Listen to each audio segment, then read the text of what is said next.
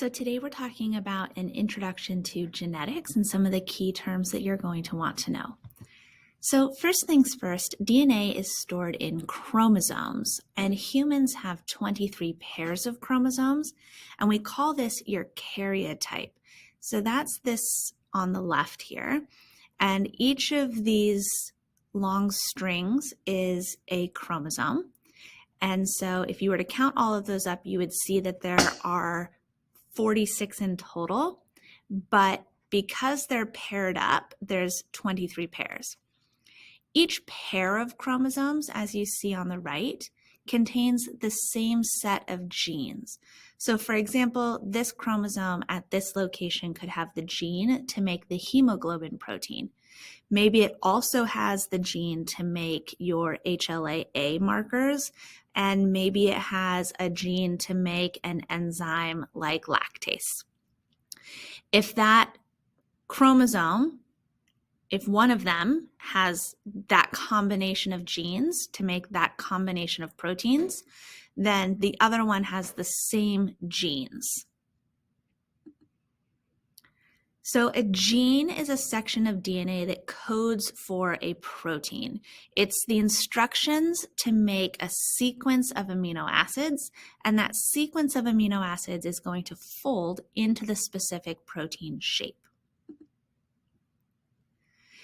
Mutations can create different versions of the same gene. Because a mutation is a change in the DNA, that can result in a change to the amino acid sequence, which would then change the protein.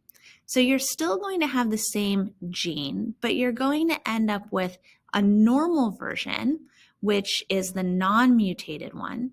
And then a mutation could create a different version. For example, with sickle cell anemia, you could have the sickle cell version. Here we have a mutation to the DNA. The normal version of the gene has a T in this location, whereas the sickle cell version has an A in this location.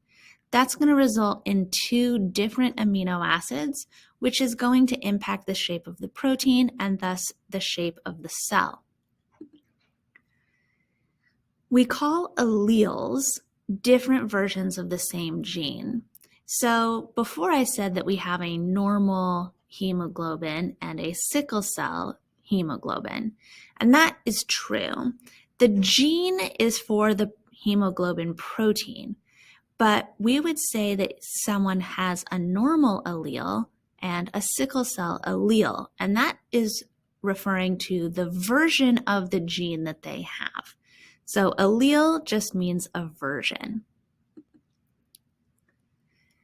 Each cell has two copies of each gene. Because your chromosomes are in pairs, you are going to have a pair or a copy of each gene.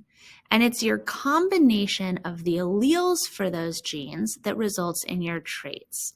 So if you have a normal allele on one chromosome and a normal allele on another chromosome, then you're going to end up with all healthy blood. If one of your chromosomes has a normal allele, but the other one has the sickle cell version, then you would have some cells that have sickle cell and some cells that have normal proteins. Likewise, if you have two sickle cell alleles, so if both of these hemoglobins have the mutated version, then you're going to end up with all of your hemoglobin is going to result in sickle cell cells. We have what's called a genotype and a phenotype. So your combination of alleles, so because you have two chromosomes, you have two copies of each gene, which means you're always going to have two in your combination of alleles. So if I use an H to represent the gene for hemoglobin, where a capital H is the normal hemoglobin allele and a lowercase h is the sickle cell hemoglobin allele, then if you have a big H, then that is what we call your genotype. It's telling me what versions of the genes you have. That version of genes results in an observable trait, and another name for that is your phenotype. So your phenotype is the physical traits that we can see. If you have one copy of the normal hemoglobin and one of the sickle version, then your genotype would be big H, little h, because you've got one of each version of the gene. Your phenotype would be your physical representation, which is some cells that show the sickle trait and some that show the normal trait. And if you have both of your chromosomes carry that mutated sickle cell version, then your alleles are little h. You have only the ability to make those sickle cell hemoglobins, and therefore your phenotype, your physical trait, is that you have the sickle cell gene.